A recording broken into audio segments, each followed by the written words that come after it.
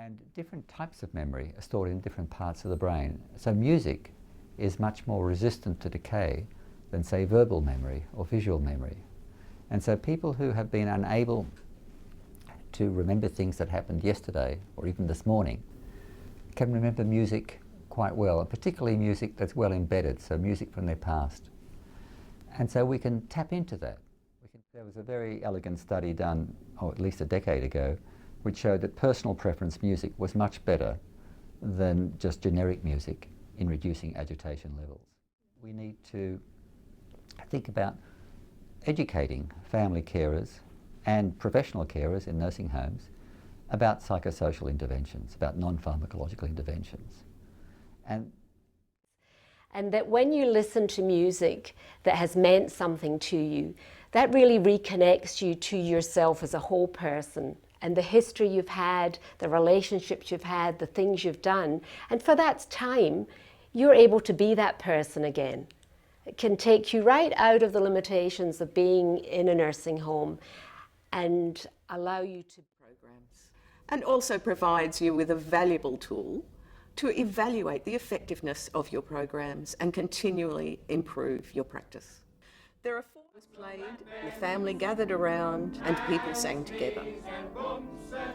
Their happy early memories and their social life was around in the country, the local dances, or in the city. Now we come to our plan.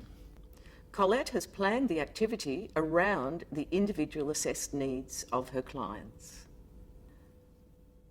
Colette, setting is always important. Colette has created an environment where her clients are comfortable. Safety. We love music, they love music, and I'm sure you know that too. So I have developed programs around music. But then again, what kind of music do we use? We've got all sorts of music, we've got libraries of music, but we have to know which appropriate. What is armchair travel? We've done it in many ways. We've gone through countries with or without music. But today I'll focus on traveling with music, which means now we'll be looking at why armchair travels. Now that we know why we are doing it, let's go a bit deeper into the objectives of armchair travel. Before we're ready to go on our armchair destinations, we have to look at the space that we use. For my part, I haven't really got an activity room. Well, we do also know that we have to do a bit of homework when we choose our music.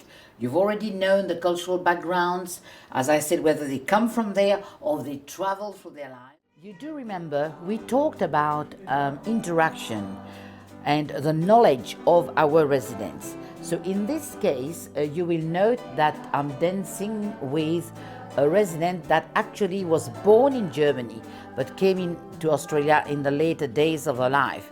And she loved the music, and actually this is why I picked Wonderbar, because this resident always stood up and danced when I played this music. Yes! But also when we talk of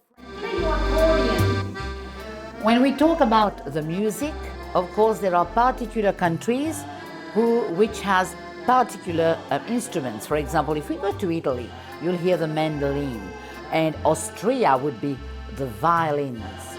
And for France, Barry Hall put it very cleverly, he's playing the accordion there. He's put the accordion in it. Or the grotto, have you heard of that? Been there. You've been there, Moira. Lucky girl. Yes, Maida, lucky girl. So tell us about it.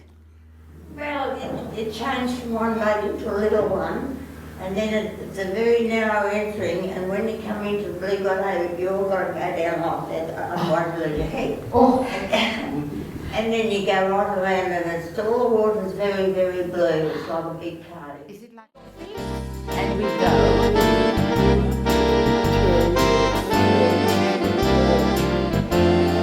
2, 6.